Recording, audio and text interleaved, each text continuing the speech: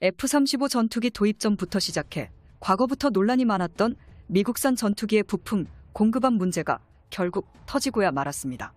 국내에서 생산되는 한국산 부품이 아닌 미국산 부품은 전투기 가동률 증가에 효과가 없다는 것이 직접 증명되었습니다. 이 문제로 인하여 기존 KF-21 전투기의 추가 도입 대수가 무려 3배 이상 증설되어야 한다는 군사 전문가들의 의견들이 힘을 얻고 있는데요. 아예 주력 기체 전부를 KF-21 전투기로 대체해버린다면 오히려 과거의 항공 유지비보다 훨씬 저렴한 가격에 공군 전력을 운영할 수 있다는 말이 나올 정도입니다. 이게 대체 어떻게 된 일인지 보다 자세히 알아보겠습니다. 최근 KF-21 전투기의 25차 비공개 비행이 완료된 직후 진행된 미래 대한민국 공군 전력 보강안에서 여러 가지 문제점들을 토론하는 가운데 다소 충격적인 진실이 밝혀졌습니다. 최근 20년 동안 우리나라의 영공을 든든하게 지켜주었던 미국산 수입 전투기 F-15K 전투기와 F-16 전술기가 심각한 부품 부족으로 전체 전력의 약 74% 가까이가 100% 작전 수행 능력을 발휘할 수 없었다는 사실이 밝혀진 것인데요. 반면 FA-50 전투기의 부품 부족률은 약 16%로 측정되었고 2026년에 개발이 완료될 KF-21 전투기는 약 19%가 예상된다고 하니 확실히 단순 비교 수치만 봐도 부품 공급안 부분에선 저 멀리 태평양을 건너서 들여오는 미국산 부품 대비 국내에서 생산이 가능한 한국산 부품 비율이 압도적으로 높은 FA-50 전투기와 KF-21 전투기가 가동 안정성과 신뢰성이 높은 것은 어찌 보면 당연한 사실일지도 모르겠습니다.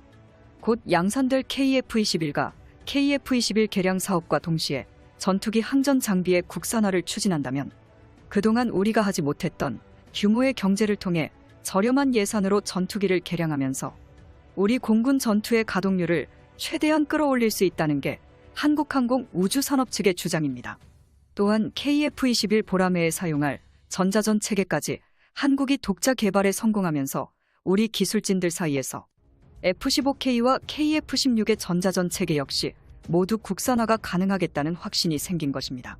다행히 이 모든 개발 과정이 순항 중이며 KF-21 생산에 앞서 KF-21 기본형을 60대 정도 도입해 급한 불을 끈 뒤 KF-21의 생산과 함께 KF-21 개량과 외산 전투기 운전 장비를 함께 국산화한다면 2030년대까지 한국 공군의 모든 전력을 4.5세대 급으로 모두 탈바꿈시킬 수 있습니다. 이 모든 사업이 완료되면 대한민국은 4.5세대 이상으로만 구성된 전술기 400대를 보유함과 동시에 강력한 공군 전력을 최종적으로 확보하게 되는 것입니다. 이러한 계획에 대하여 좀 더 자세히 분석해 비교해 보겠습니다. 현재까지 공개된 자료에 따르면 2017년부터 2021년까지 수리 부속 부품 부족으로 인한 한국 공군 내의 비행 불가와 특정 임무 불가 건수는 F-15K가 1,460건, KF-16이 무려 1,750건에 달했습니다. 부속 부품 부족으로 우리 군의 전투기가 비행하지 못하거나 공대지 작전 또는 공대공 작전 등 특정 임무를 할 수 없는 상태로 출격한 사례가 5년 동안 무려 2,464건에 달한다는 이야기입니다. 만일 이 상태에서 북한이나 서해 또는 동해에서 국지전이 일어날 시 대한민국 공군의 전력 누수가 발생한다는 뜻이니 이것은 정말로 심각한 일이 아닐 수가 없는데요. 뿐만 아니라 바로 이 정도 수치조차 전년도와 비교하면 어느 정도 개선된 수치라는 것이 정말로 충격적입니다. 이러한 부품 가동률 문제는 2017년 10월에 있었던 국감에서 지적되며 문제가 커졌었는데요. 국감에서 논란이 된 다음에 2018년부터 공군의 부속 공급을 위한 예산이 충분히 배정된 덕에 사례가 급감한 것입니다. 하지만 해외 군사 전문가들은 이런 문제도 단순한 임기응변에 불과하다고 입을 모으고 있습니다. 이유는 어찌 보면 당연한데 F-16 전투기와 F-15 전투기는 도입한 지 20년에서 30년이 다 돼가는 전투기들입니다.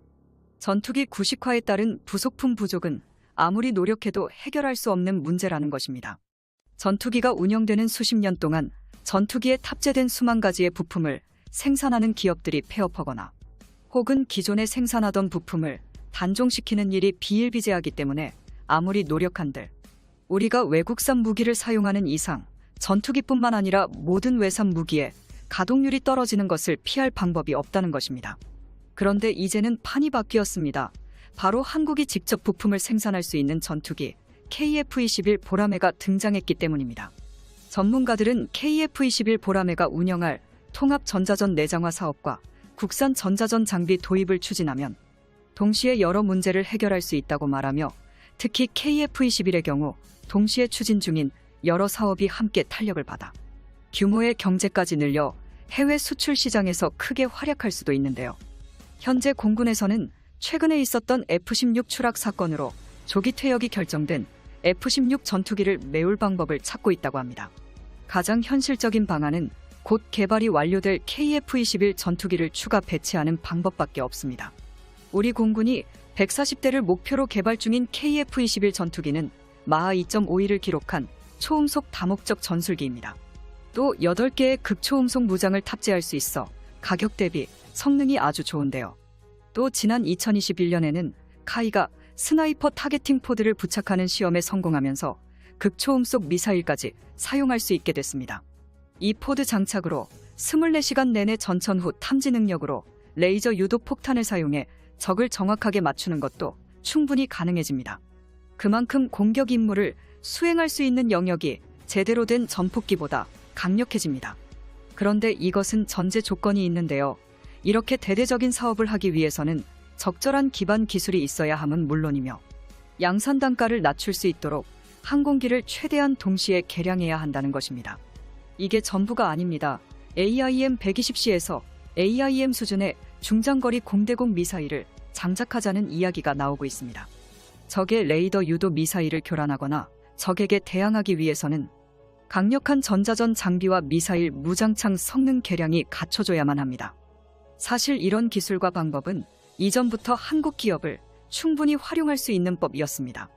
반면 미국 로키드 마틴에서 제작하고 있는 F-35는 부르는 게 가격이라고 할 정도로 도입국들마다 구매 가격이 완전히 다릅니다. 고정 가격은 기체 한 대당 1,200억 원 정도로 책정되어 있지만 도입국들의 사정과 더불어 추가적인 장비가 장착된다면 가격은 말도 안 되는 수준까지 올라가게 되는데요. 과거 로키드 마틴이 한국에게 F-35를 판매할 당시 한 대당 무려 1,400억 원을 제시해왔습니다. 그런데 우리가 보유한 하이 미들급 전투기 200대로는 수량이 부족해 F-35 전투기를 조금이라도 섞어서 운영할 수밖에 없었는데요. 규모의 경제가 달성되지 않았었기 때문입니다. 그러나 10여 년간 꾸준히 발전한 우리의 방산 역량이라면 이 문제들을 완벽하게 해결할 수 있을 것입니다. 시청자 여러분, 영상을 시청해 주셔서 감사합니다. 구독과 알림 설정 진심으로 고맙습니다. 이상